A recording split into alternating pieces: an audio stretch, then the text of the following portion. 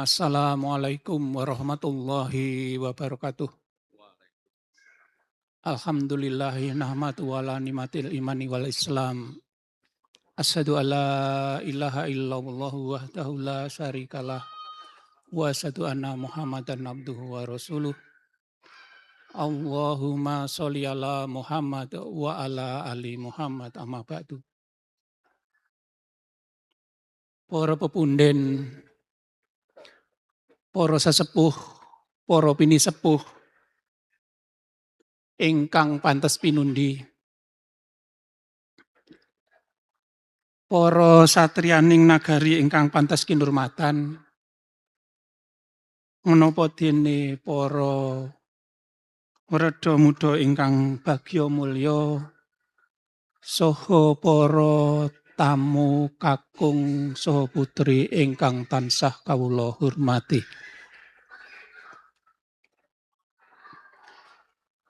Keparenga ing mriki kula mambeng anggen panjenengan sami nembe mawan pangandikan karena kula ing mriki piniji saking Ibu Dr. Hajah Supriyati kinen ngaturaken wigatos sing gati wonten ing kalenggan ing ari menika. Minangka purwakane ngatur langkung rumiyin sumangga panjenengan sedaya kula dherekaken muji syukur dumateng Gusti Allah ingkang Maha Agung. Dene ngantos wonten ing wekdal ing ari menika panjenengan sami kalian kula tasih pinaringan bagas waras pikantuk rahmatipun Gusti Allah sehingga saged ngempal manunggal pinayungan karaharjan tebih ing sambikala.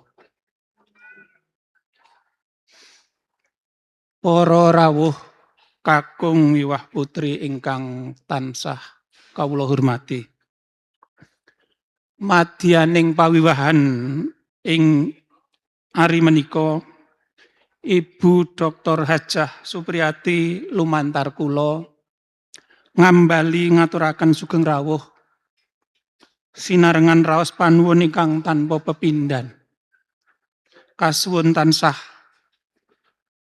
lalenggan kanthi madu-mardikaning panggalih wondene lekas-lekasing sedya badhe kula aturaken wonten ing mriki nadyan panjenengan sedaya hamba pilih sampun pirsa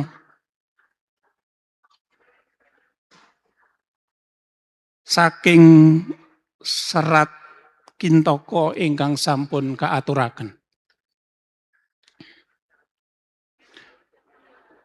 Nun inggih netepi darmaning sepuh Ibu Dr. Hajah Supriyati ingkang kalenggan menika mahargya suta hamiwaha siwi ngentas 17 putra kakungipun ingkang sesilih Bagus Andro Aditya Prihandika ahli Madya Bea Cukai, putra saking Bapak Sigit Rahadianto almarhum kalian Ibu Dr. Hajah Supriyati sampun kaleksanan daup kalian Roro Dania Putri Ramadhani Sarjana Sosial kenya taruni putri panjenenganipun Bapak Adi Winarto SP kalian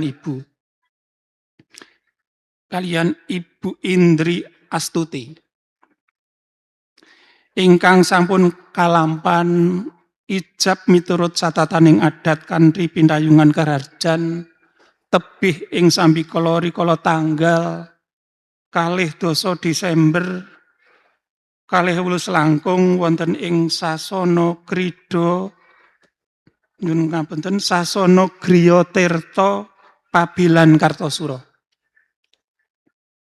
Ingkang menika wonten ing pahargyan resepsi ngunduh mantu prasaja ing ingjang menika panyuwunipun Ibu Dr. Hajah Supriyati sakeluarga wonten ing ngarsa panjenengan sedaya Mugi lilaning panggalih para tamu kakung saha putri paring jurung puja hastawa puji astuti dumateng temanten sarimbit anggenipun badhe gesang wonten ing alam bebrayan tansah rutut antut miwah bagya mulya sembada ingkang cinangka basuki ingkang KSD. Allahumma amin.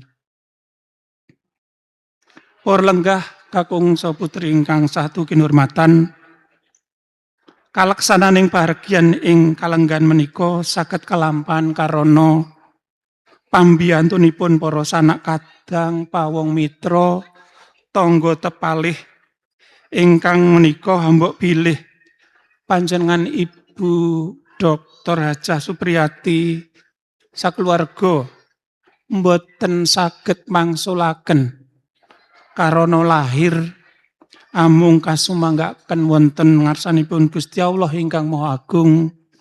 Mugi sih kadarman panjenengan dadosa ngamalan kesaengan. Para tamu kakung mewah putri ingkang pantes sinudarsana. Ibu Dr. Hajah Supriyati lumantar kula tansah anglenggana budidayaning manungsa kirang sampurna hambuk bilih anggenipun nampi karawan panjenengan sedaya kirang tanggap saha tangguh mugi paring pangaksama.